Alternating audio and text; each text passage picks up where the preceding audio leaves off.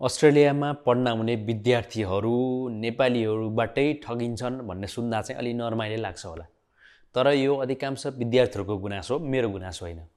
अधिकांश विद्यार्थीहरूको गुनासो के छ भने एक त काम नपाइने, काम पाइन्छ कि भनेर नेपालीहरूलाई नै भन्यो, काम गर्न गयो, काम गरेपछि अस्ट्रेलियामा एउटा नियम के छ भने 4 घण्टासम्म ट्रायलको रूपमा काम लगाउन पाइन्छ।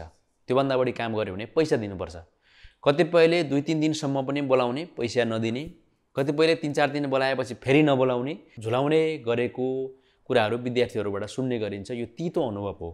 अधिकांश विद्यार्थीहरूको साझा समस्या चाहिँ यो रहेको हामीले बुझेका सुनेका छौँ र विद्यार्थीहरूकै आग्रहमा यो भिडियो खास यहाँ रहेका विद्यार्थीहरू र खास गरी यहाँ व्यवसाय चलाउनेहरूका लागि पनि हो।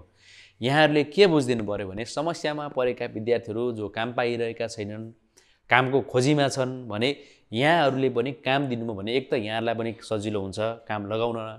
जसले काम गरेको अनुभवै छैन भने नयाँ तरिकाले सिकाउन सक्नुहुन्छ र आफूले भनेअनुसारको ढाँचामा सिकाउन सक्नुहुन्छ र विद्यार्थीहरूको लागि पनि एउटा ठुलो यो काम मात्रै होइन गुण हुन्छ।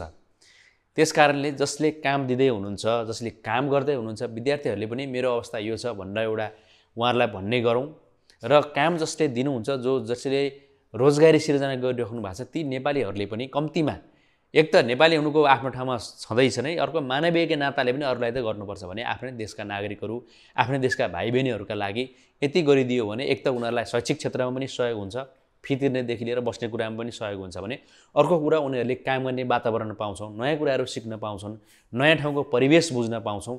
यो कुरा चाहिँ यहाँ व्यवसाय सञ्चालन गर्ने व्यवसायीहरूका लागि र विद्यार्थीहरूका लागि पनि काम गर्न जाँदाखेरि जानेको छ भने मैले यो जानेको छु, मैले यो गर्न सक्छु, जानेको छैन भने पनि मैले यो काम गरेको अनुभव मसँग छैन, तर म काम गर्ने उत्साह छ, मसँग काम गर्ने जोस छ, मसँग काम गर्ने ऊर्जा छ, म यो चाहिँ गर्न सक्ने छु भनेर यहाँहरूले भनिदिनु भयो भने काम दिनेलाई पनि सजिलो र काम गर्नेलाई पनि सजिलो हुन्छ।